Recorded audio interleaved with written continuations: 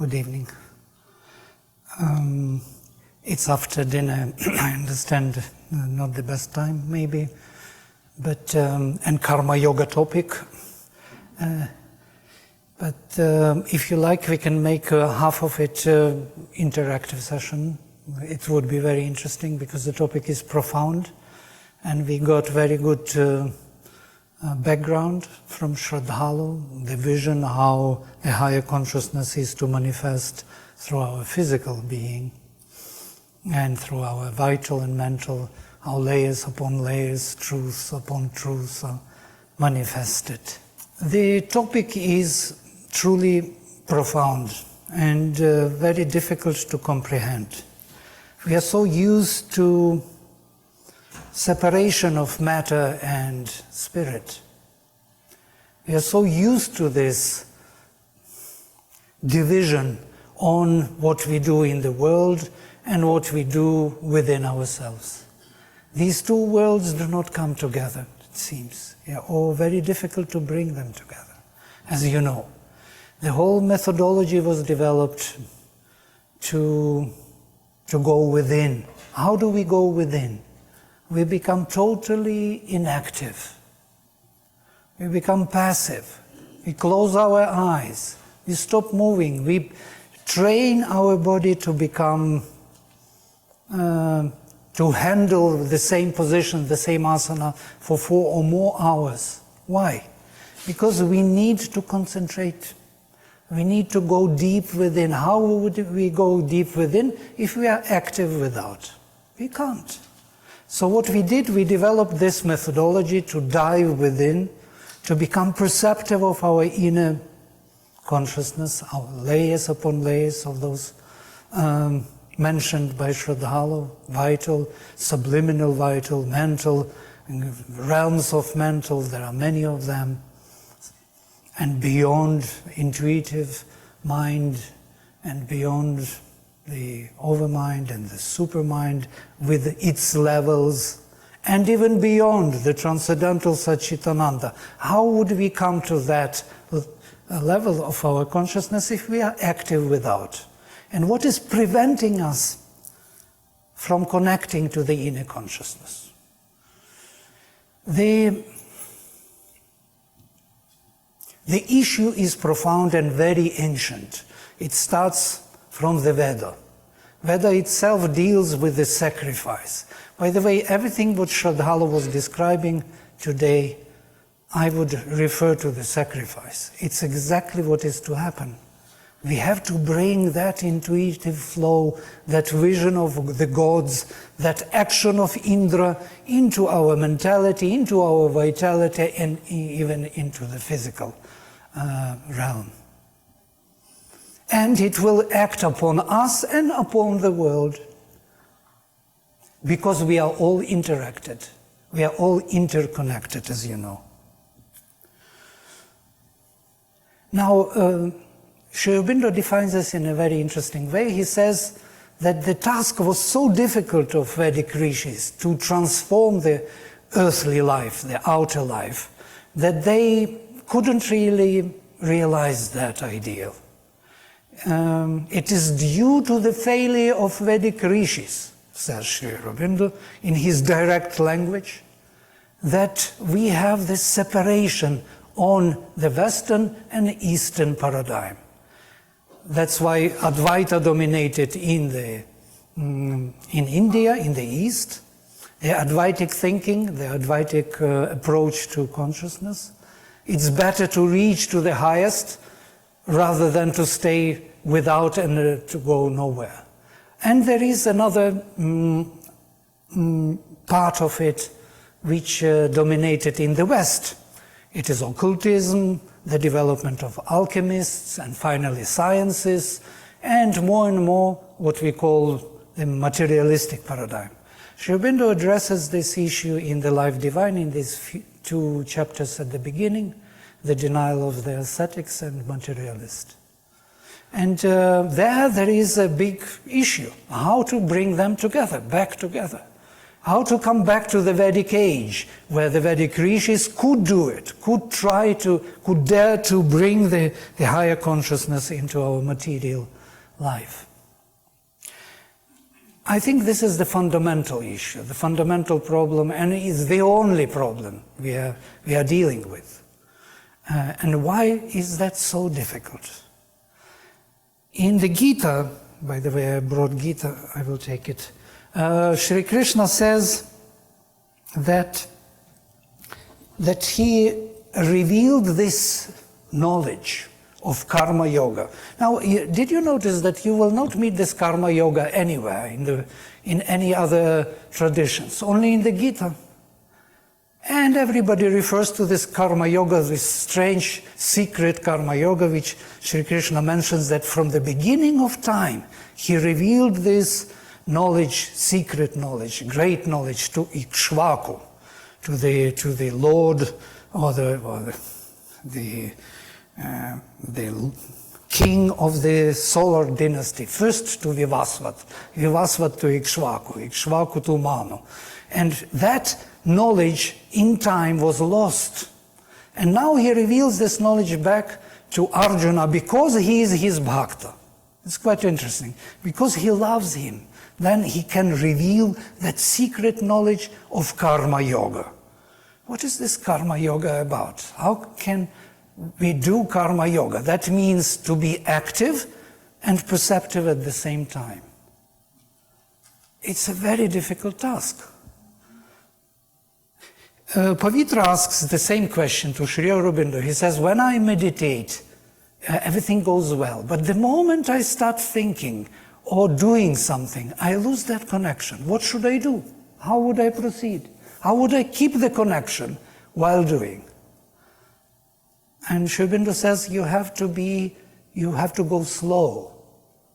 You have to keep the connection and do the activities which are not very demanding first. You have to train your consciousness to sustain the link while doing something mechanically even. That's why Mother gave this work, washing dishes, something in the ashram which can be done nearly mechanically for people to maintain the connection while being active. Now, why these activities outside take away our inner perception? What are these? He refers to them as panis. Panis are the indriyas of action. What are these? These are our hands, our feet, speech, yeah? And procreatory and excretory organs. Yes? All the connections to the outer world. How we are connected to the outer world? By moving, that means our legs. By doing something, these extensions, which Radhala was beautifully describing as our fingers, these are like rays which are reaching out to interact, to connect, to grab, to rule, yeah? To possess. Body build up these extensions, or rays like the sun, the rays of the sun, we are reaching out. And our speech. So whenever we are active, even if you try with your hands to move, you will immediately feel that you're losing the concentration, the inner concentration, or you start running or something. So you will feel that the activity of the body takes away our inner perception. That's why Hatha Yoga was developed, to give us this particular ability to concentrate and to dive in. Sri Aurobindo was working on this, on the body. He was walking in his room for many years. People know about this. What was he doing?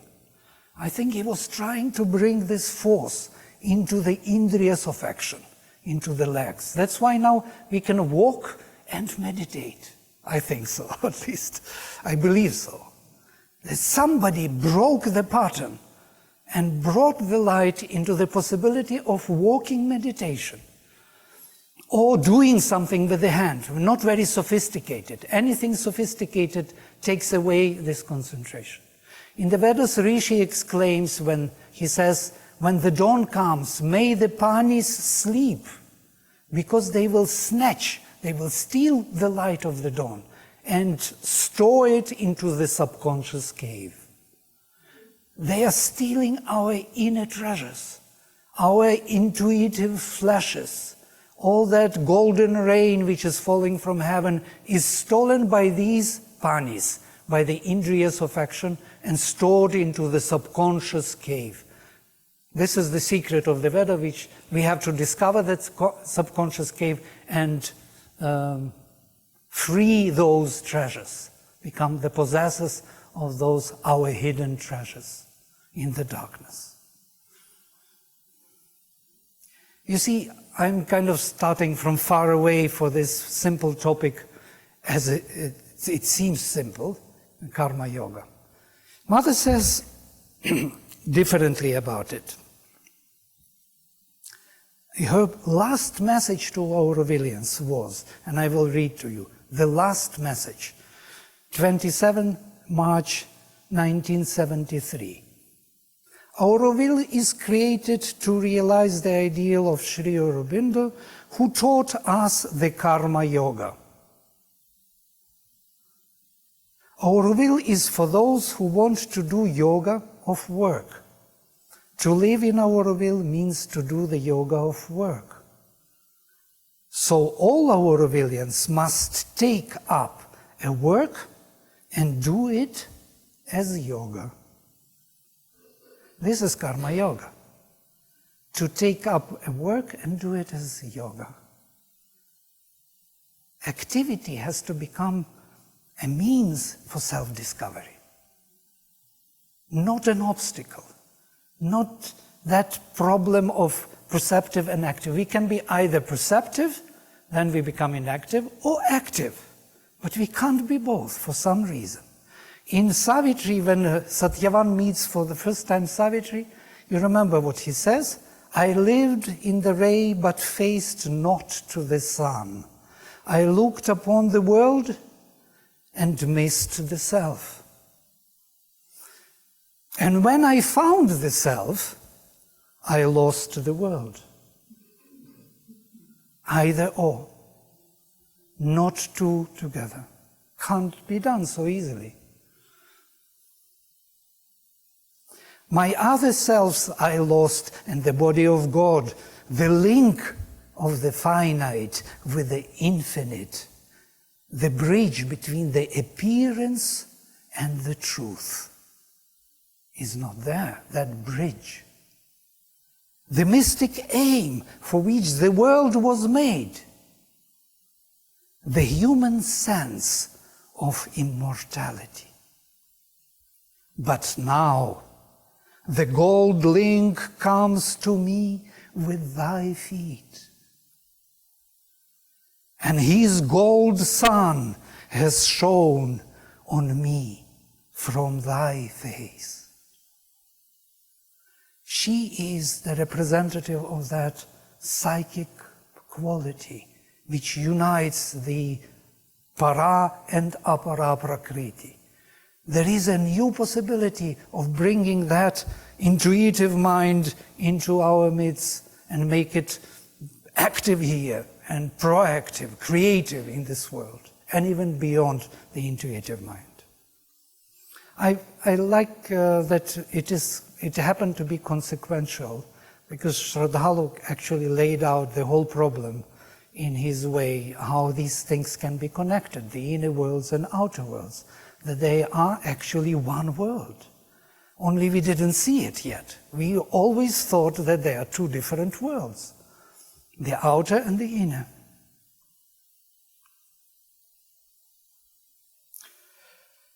When Krishna defines, there are more things which I maybe cannot mention, all of them. In the Bible, you know that when Adam and Eve are cursed by the God, they are sent out from the paradise, and how he curses them, that in sweat and blood you will earn your bread. You know, the labor is difficult. The labor is not a blessing.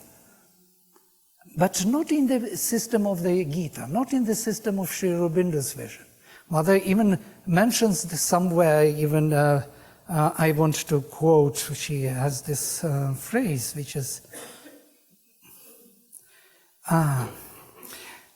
they will be given the shelter and taught the joy of work. The joy of work, not the curse of labor. We are so used to the curse of labor. Did you notice? We don't like labor. It's difficult. It's sweating. It's working hard for something. Yeah? Why do we don't like it? Because there is no connection with the inner world. We are cut off. So we are like slaves here working for something which is not clear what it is. That's how money took over. Money came in as a substitute, as a helper, so to say, to help us to orient our activities and to give some kind of interaction with the world, and plays this role up to now. But the moment these inner worlds open up to us, directly to our activities, money will change its nature and will become the divine force as it is in reality. I am jumpy a little, but I want to lay out the whole problem first. So what is this Karma Yoga about? There is the whole chapter in the Gita which is called Karma Yoga. I will quote from here because it's so direct and so clear, and we will relate to the Sri Aurobindo and the Mother teaching. The third chapter is all dedicated to Karma Yoga, and it is called Karma Yoga chapter.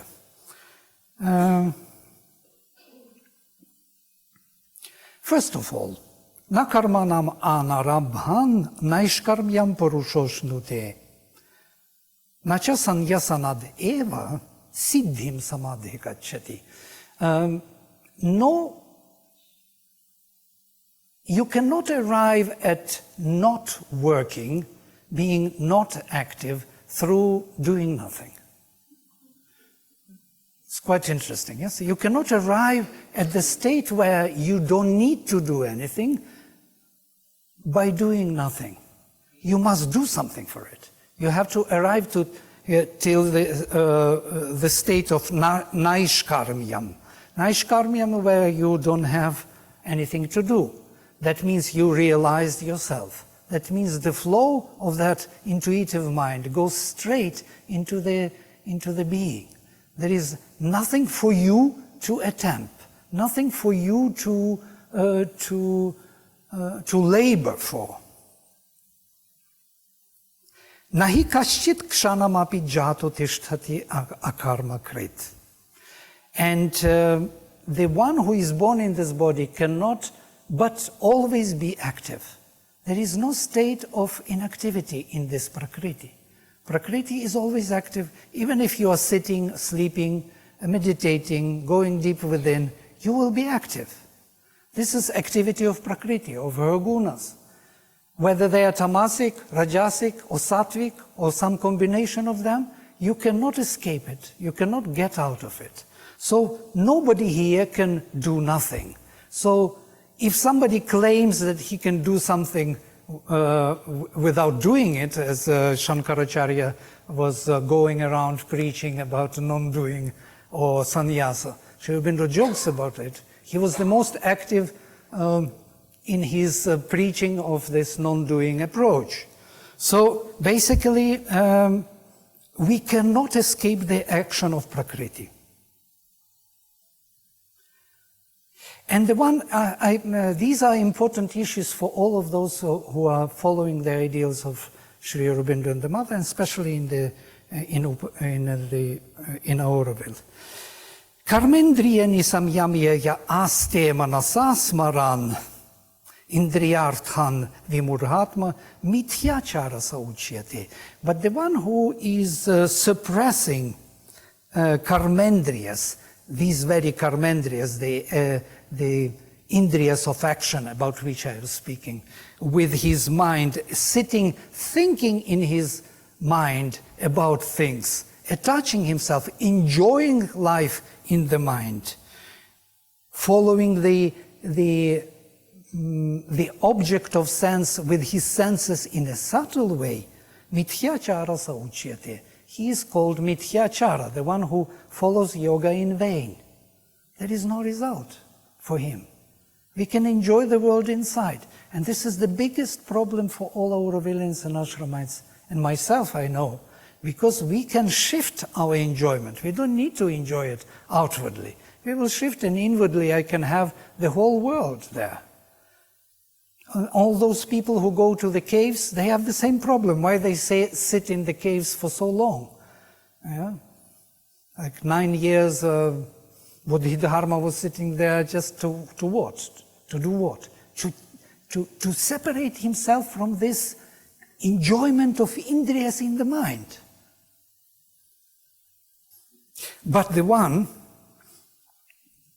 yastvendriyani manasa niyamya rabhate arjuna karmendriya karma yogam asaktah savishishyate. But the one who is controlling his karmendriyas with the mind, doing here karma yoga, or doing here the action, karma yoga, asaktah, without attachment, he exceeds, he becomes excellent, he gets this. So we need to act, but we have to separate ourselves from the desire of action, from the fruit of action, as he later will say. So what he proposes here is quite interesting. Karma yoga for him has 3 different distinct levels. First of all, you have the right for the action, but you don't have the right for the fruit of action. Yes? So why is this separation of fruit of action from the action? It's a psychological separation. It is not an actual separation. You will do the same and the fruit will come. But psychologically, you have to be free from this attachment to the result. Because if you are attached to it, you will be narrowing down your perspective. And by narrowing down, you will not see the wider scope of possibilities. And you will close the channel from above. So once you remove the attachment to the result, to the fruit of action, you become much more effective, much more attentive to the details which you may not see otherwise. The second level, you have to separate yourself or free yourself from the attachment to the to the modality of action. So not that I like this way to do it and that way I would not like to do it, because I am trained in this particular way and like this particular approach, and that particular approach I will not take because I do not know how to do it. So I am preferring the way of how I would act. I like to do Sanskrit studies, but I don't like gardening, for example. Or I don't like some building houses, yeah? Or something else. So I will be preferring my ways of acting in the world. And we see this problem in India with the castes and with the varnas, this preference to particular activity, yes, which is inherited from your family. So if you are the son of a barber, you will be only the son of a barber. You can't be anybody else. Now it is slowly shifting. But this kind of narrowing down the activity and this preference for a particular activity is another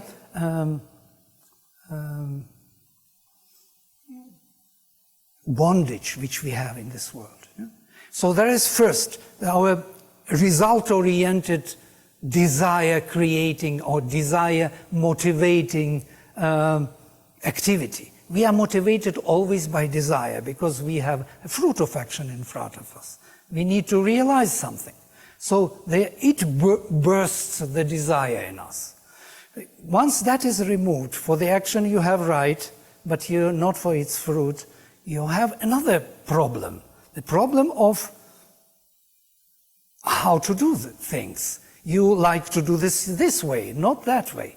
You would not choose this modality of action. You would choose another one because you like it, because you prefer it. And there is this attachment of your desire through modality of action. We don't see it. It's much more difficult to separate oneself from the modality, at least for me. With the fruit, it's easier to understand, but the modality is much more difficult. So once I am freed from the modality, the last freedom is from the actor himself. So I have to free myself from this idea that I am the actor. I will see that nature is doing all the work. Nature is active through the gunas. And this is a great knowledge. By the way, knowledge of the gunas I discovered recently, after so many years, after 30 more years studying Sri Aurobindo and Gita. This Gita is with me already like 30 years. Yeah? I bought it, it was 1 rupee or something in India 30 years back, and it's still with me. Only text. But can you imagine, I never could understand the gunas. But the gunas are, it's a great liberation.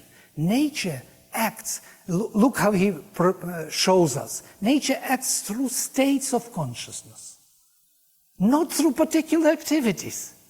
States of consciousness are changing in different activities. Activities are not important. States are changing one after the other. You are active, you do something, then you are passive, you sleep, you rest. Notice how half of our life we are sleeping. We are in tamasic state. Why? We need it. We need this state. It's nature's action through us. We don't even ask why we sleep. Yeah? We need to recompose ourselves, recapture ourselves to continue. And the body falls into the tamasic state. So this freedom of the consciousness to look at our activities from the points of view of indriyas, or from the points of view of gunas, is something liberating, because then you don't need to see that you must do something. You have a fruit of action, a result. You must finish something. No, these are states of consciousness. You don't need to finish anything. It will continue anyhow. After you finishing it, it will be something else to do. And this is the big disappointment for those who are oriented for the fruit of action. And by the way, later he will say that he will make a distinction in the Gita about this between sannyasa and tyaga. Sannyasa is, as we know, it is that when we act, removing ourselves from every action which is motivated by desire. Whenever I trace within myself, oh, this is desire wants in me that I would do it, I stop doing it. This is sannyasa, in pure sense. But tyaga is something else. Tyaga is I am removing my desire from the activity. It's only in 18th chapter suddenly he makes this distinction between sannyasa and tyaga. So in tyaga, I am doing all activities without attaching myself to the fruit, to the result. I am free. I can do anything, everything. I can open the channel to the higher consciousness and allow it to come to every activity. This is tyaga, basically. So we can use the activities, the karma, as karma yoga. We can make our active state of living the means for our self-discovery and transformation. All right. I went off from my plan, but the idea is quite clear. Yes? So can we maybe discuss something, if you like? There are so many facets to it, so many topics to discuss, especially in the context of Auroville and ashram. I'm sure there is, you will be interested to know certain things. Yeah? So please, go ahead. So, can you shed some light on Swadharma and Swabhava? It's mentioned in the Gita. Yes, sure. So the question is about Swadharma and Swabhava in Sri Aurobindo's essays on the Gita, which is, and he dedicates to it quite a lot. You know? So, in my understanding, Swabhava is one's own nature, or feeling, or emotion, or being, in a way. It is such a loaded term because root bhu means becoming and being. So svabhava is that which is causing that becoming and being in one's own particular unique way. Every unique becoming, every unique being, every one of us has a particular thing to achieve, realize, because of our unique soul nature, psychic being. We are not the same. Yeah? We are all different in this infinity of things and relations. And that particular nature, which I think the psychic being produces or projects into this world, is svabhava. Swadharma is that the way how this svabhava will be realized in the world, the best way.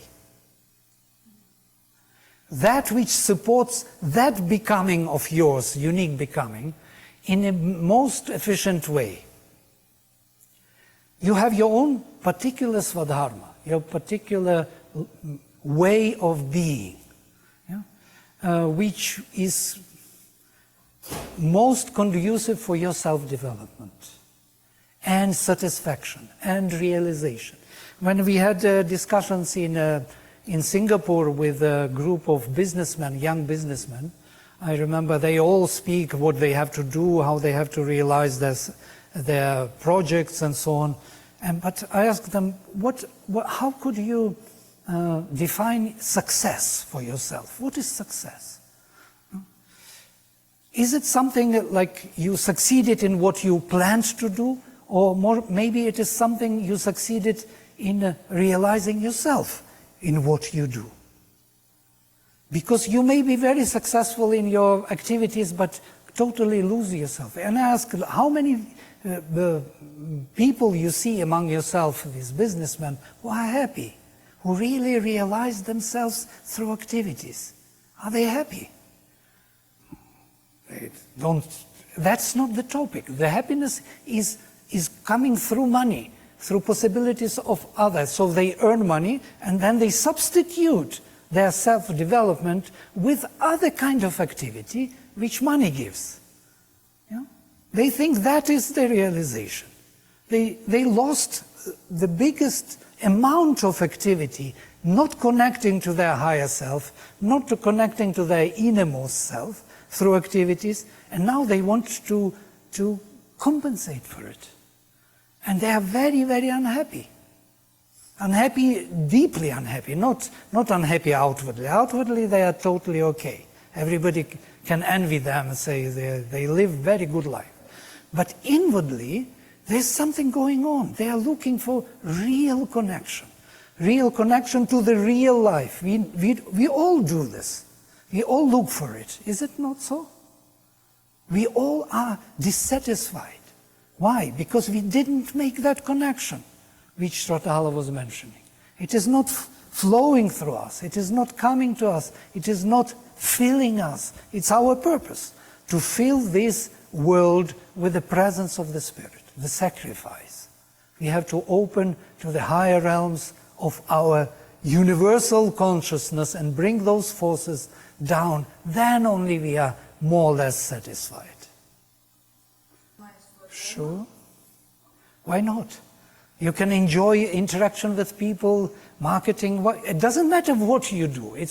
I am not criticizing of what. I say that how we do it in the wrong way.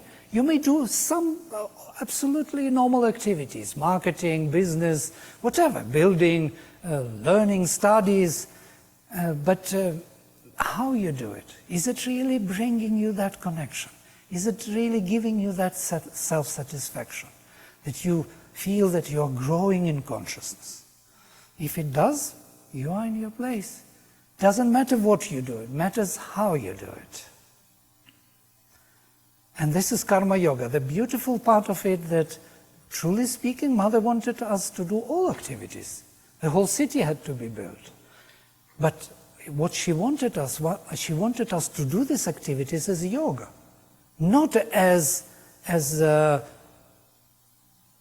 desire-driven action, desire-motivated action. That's the only difference.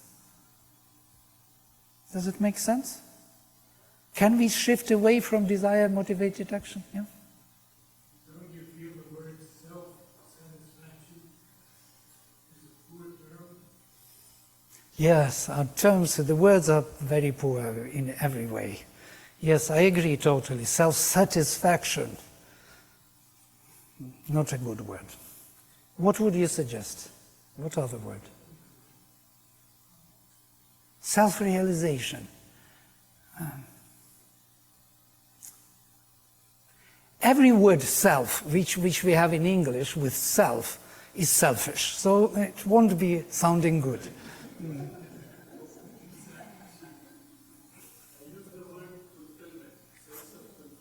Sense of fulfillment. Very good. Instead of self-fulfillment, sense of fulfillment. Collective fulfillment. It's a little next step, I guess. It should come first to us and then to others, and then, if we are lucky, we try to do this in Auroville, this collective realization. It's the most difficult part, to be with others in harmony and in the sense of fulfillment. I don't know any successful enterprise until now. Everything is a little fake, like fake it and you make it, you know, something, till you make it. We are all faking the unity, but we are not united. It is so poor, and the more we live this faking, the more I feel it is impossible. It's a wrong way. There must be some other way. Why freedom from modality, psychological freedom from modality is important? I do not quote because I didn't find the quotation right now, so don't want to take your time. But why Sri Krishna speaks of the second stage as the freedom from modality of action?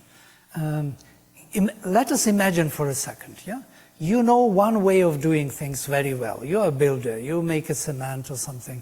You know that you have to do this way. First you have to prepare that, then you prepare the foundation, you put it in, you know how to build. So suddenly you don't have this possibility, you don't have some element of it. Yeah? The foundation is there, but cement is not there, the bricks have to be put before the cement is there.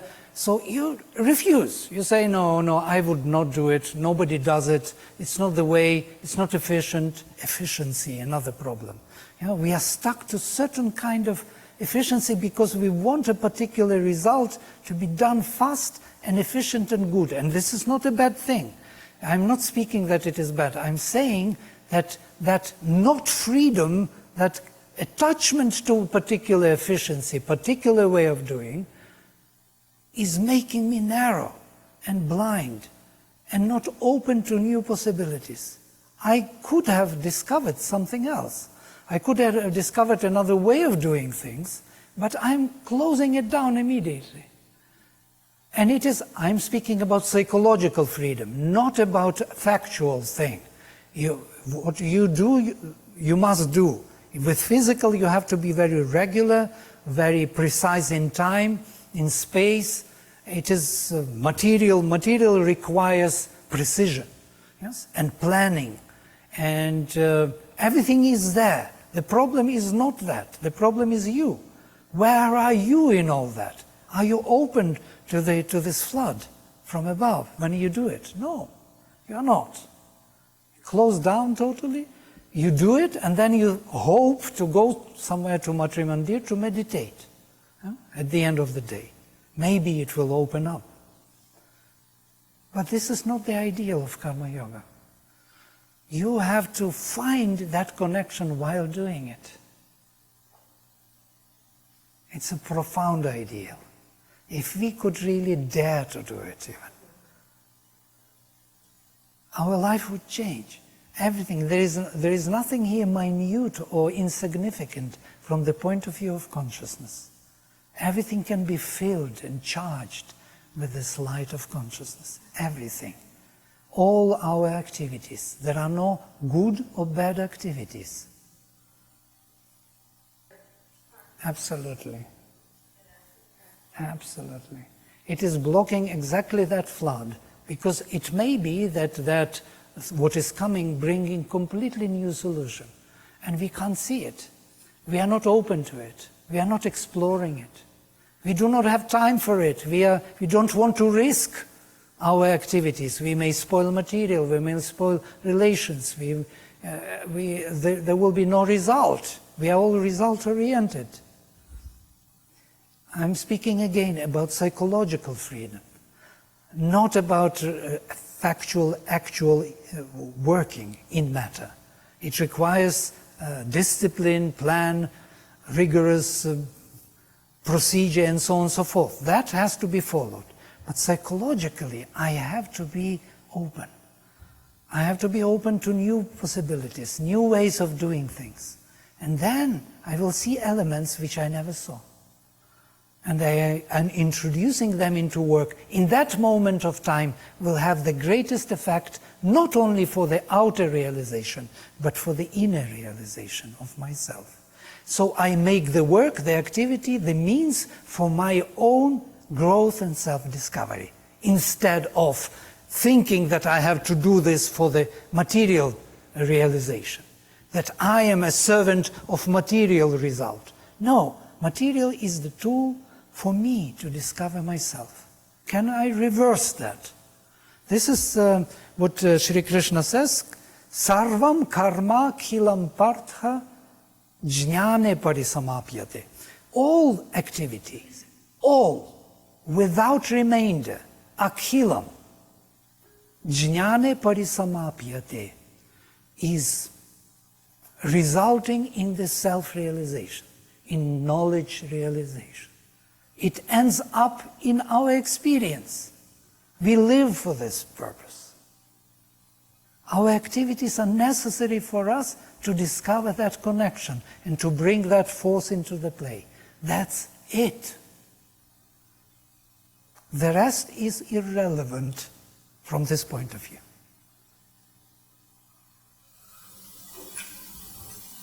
You talk about all activities. I hate housework. I really don't like it, but it has to be done. A friend of mine says you keep the dust, it protects the furniture, but it doesn't do that very well either. So to make it easier for myself, I have now an Alexa, I put on some music and I sing along, and when I'm done with the cleaning the house, I'm satisfied. It's clean, there's no more dust, and I was singing. Does that mean the same thing? Difficult question, huh? It's very difficult to answer it. It depends how you are in all this. But your mind speaks about the result. Yeah, a clean house is nice. Who wants a dirty house? Dusty. Nobody. So, if you are totally determined by the result, you will be suffering. Suffering, and that's what you say. It's a really not pleasant thing.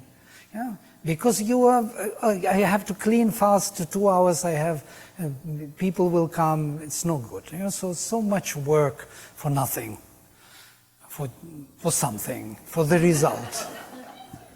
But if you turn it in something where you will see yourself in it, where you will see what happens to you while doing that, one can really turn even this mundane and very uninteresting activity into the means of self-discovery. You will start discovering, oh, I am here making a shortcut, and here I try to avoid this difficult part to bring this garbage out, and this garbage is already for 3 weeks there in the corner, and I don't even want to notice it anymore.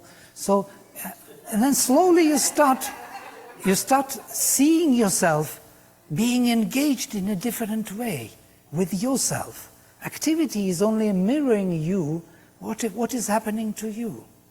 And once you overcome, open the flood, you become free. Activity makes you free.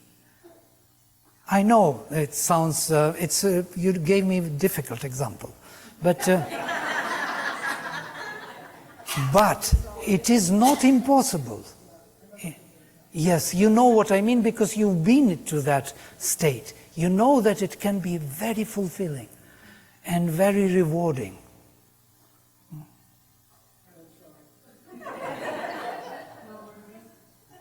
No, music is fine. Why not? Music is in joy. Actually, I have to say, I'm pretty much in the same boat. Sometimes at work, some work can get so redundant. I put on Shadalaji's podcast in the background and with the headphones. It goes on in the background, helps me focus. But once in a while, the questions comes in. Am I sincere towards my work? Is it okay for the voice to be in the background as it's filling my mind as I'm working? But somehow it works. For me, it seems to work to keep my focus because the work can sometimes get so redundant. It's mind-numbing. I'm talking about mental work, not physical work. Physical work is a little bit more interesting. Yeah, but can you imagine we open to this flood of intuition and observe what is happening while we are doing something? We are not in a hurry to finish anything. Psychologically, we are not in a hurry. We have all our time, well, whatever time we have in that frame work. Yeah? Maybe 2 hours, 1 hour, 5 minutes, it doesn't matter. But you shift. I'm speaking about psychological shift. I'm not speaking about change of work. You will do the same, only you will change your attitude towards it and yourself. You will find yourself in it. You will find that connection to the meaningful light within you, which is going through, so to say. You offer that activity to the highest in you, and you will wait for the right thing to do. You will start observing what elements are coming and why they are there and what is to be done. So it becomes educational. All work becomes education.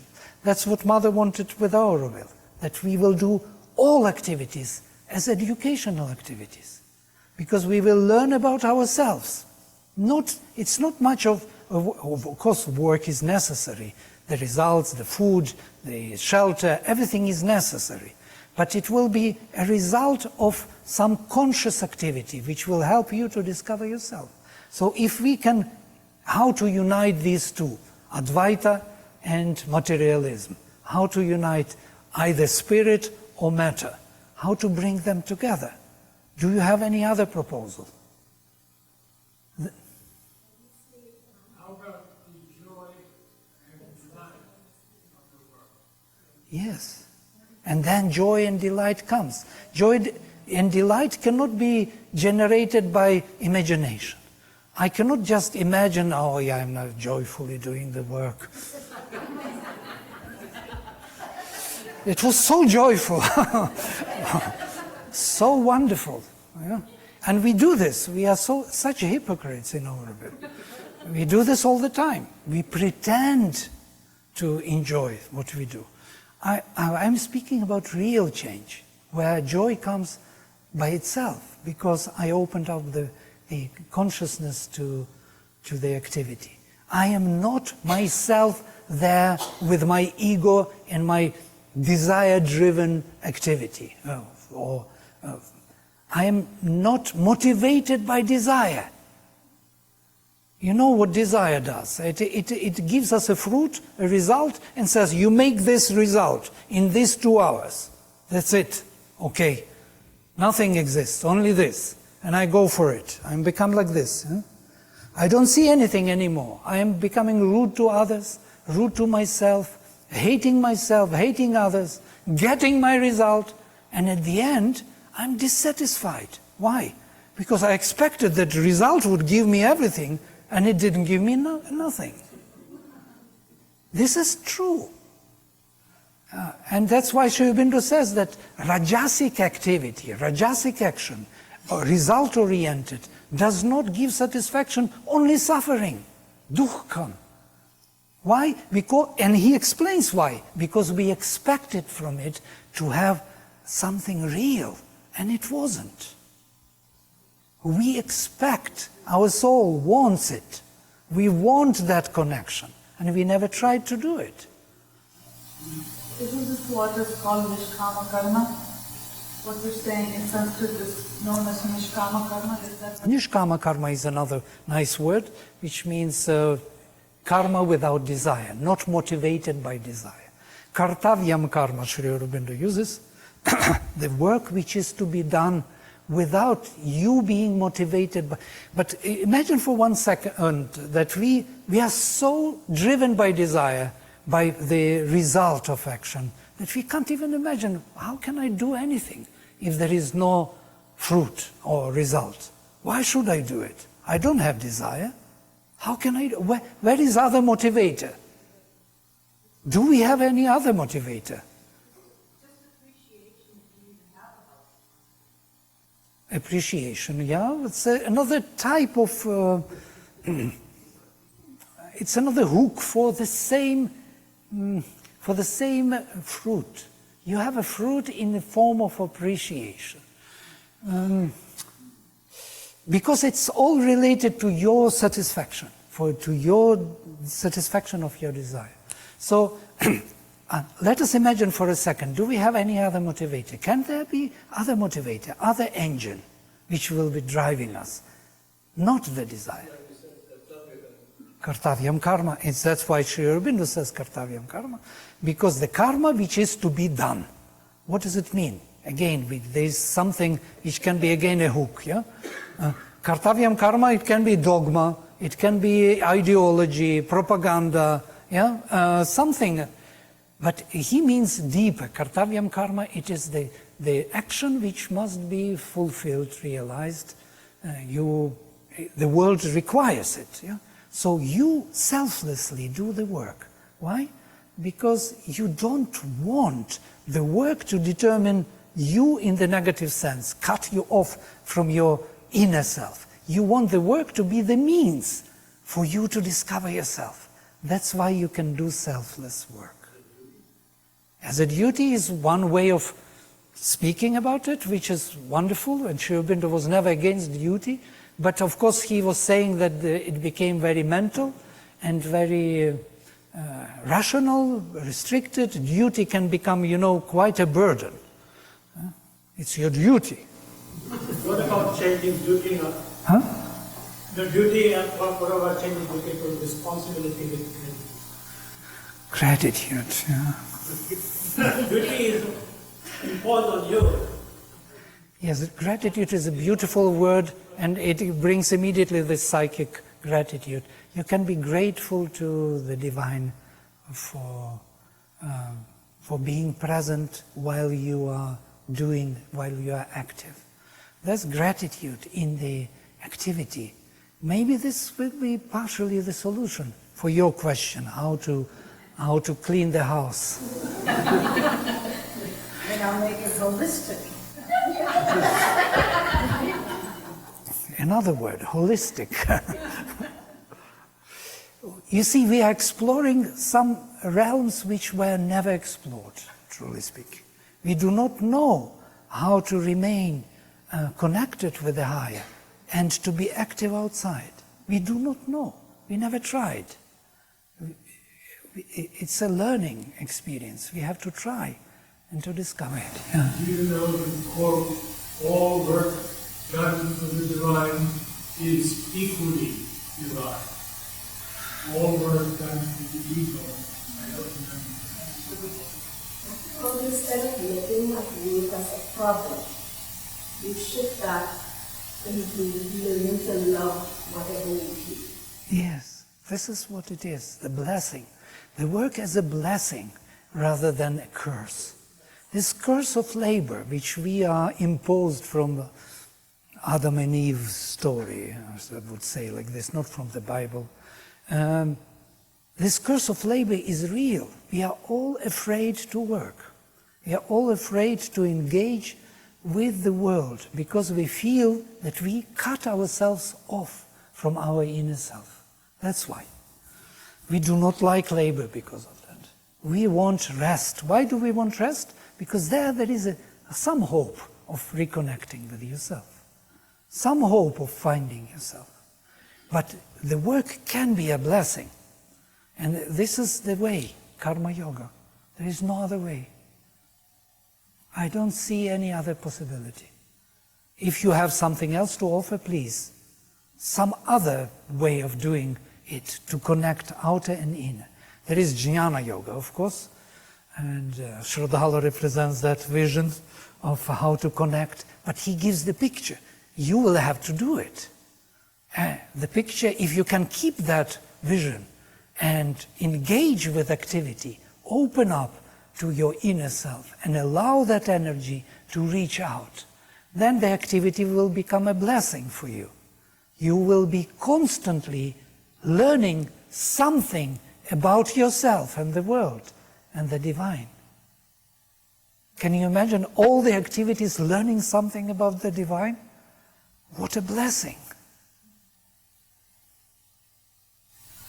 I would like to narrate a personal experience in this regard. So, a few years back, when I was with this extremely pressurizing corporate job, it was suffocating me. I walked out of the car into the office building, and then corporate America can be pretty brutal on you.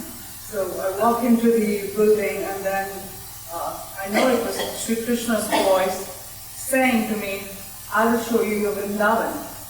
I chuckled because I walked into looking at the beige walls. So I'm like, "This is my Vrindavan," but I didn't know what to make of it. But the voice was extremely clear. "I'll show you your Vrindavan."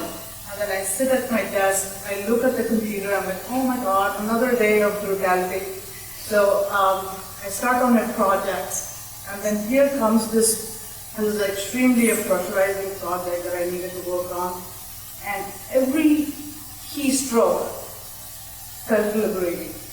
It was an experience of liberation. I cannot explain it. Every keystroke, every move of the cursor, every screenshot, everything felt liberating. But maybe this is what is Vrindavan. Maybe that's what I'm supposed to bring to my work. But that I wanted to grab onto that feeling and keep living that. But I got the taste of it, but not been able to implement it in the holistic way of that experience. Maybe one of you can share or throw some light on that experience and elaborate more on that. Well, The feeling of liberation while I was working was... I think you opened up in that moment what Shraddhala describes. You just opened the channel up. And it was one of the inner and outer it happened to be in that moment of time. There was a grace coming to you, opening the channel. So you got this experience. So you can repeat it. You can, yeah, this is the way. Here he is. Here, in this small book. 700 shlokas. Start practicing it. First, freedom from the fruit of action. Disconnect for the action you have right, not for the fruit. That means psychological freedom. Doesn't mean that fruit is not required. The result will follow. But you are not seeking the result. You are free from it psychologically. You are not determining yourself, not narrowing yourself down. Second, liberation from the modality. You are free to choose other activities. You can leave any activity any moment and take any activity any other moment. You come to the top of success, and at the moment when you get your, praise and everything and money, you can leave it without any regret. Why? Because you are free from it. It's not your purpose. Your purpose is to find the connection, the flow. The flow stopped, you stopped. You moved where the flow led you. We are not here only for ourselves. We are not here only to fulfill our selfish beings. So you are free to move. Where you can choose the modality as the flow is choosing for you the modality. And then you will see that you are not an actor, that nature does everything. You are the witness and sanctioner behind, and then you are totally free. Then any activity does good. There is no difference between doing something small or something big. There is no difference because the flow of consciousness is established. This is what we are looking for. We are not looking for big realizations or small, or sweeping the floor or doing some great, projects. All these activities are equal in the eyes of the Lord if we bring consciousness into it. Or I can be very great, as Mother says, you know how she speaks about it in agenda at the beginning. All those who give, there are some people who give their money, who give their time, who give their souls. And there are those who give everything. They are true children of the divine. But there are those who give nothing. And whatever their level, whatever their achievement may be, they are absolute zeros.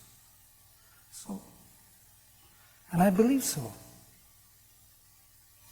What category would you put, for instance, in America, the slaves? They had hard work and they sang all the time. They had the spiritual, the gospel singing, which we benefit now from it. What category would you put these poor people? They had to do the work. It's all within the attitude. You can do as a slave even when you are free, or you can do free when you are a slave. It depends within, what is happening within. It's not about without. Without, the same work will be there. Either it is, you call it slavery, it's all in the mind, or you call it freedom. We are all slaves to our desires.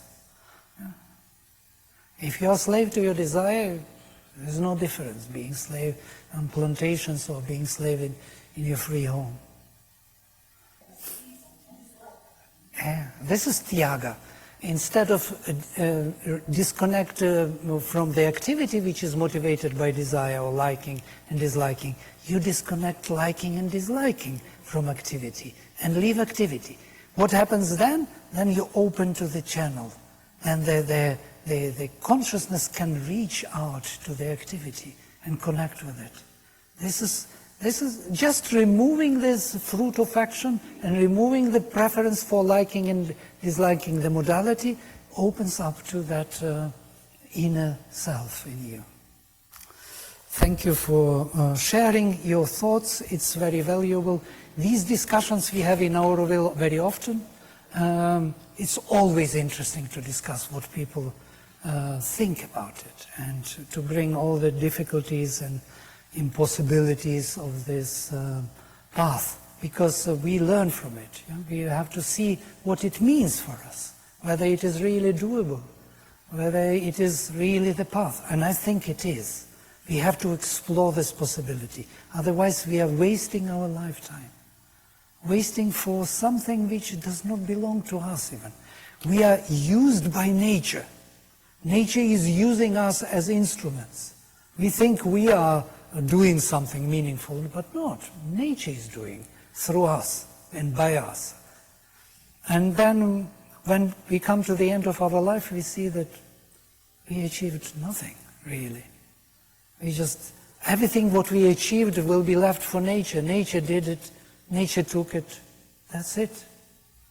All that in the mind, our ideas, that belongs to us nothing belongs.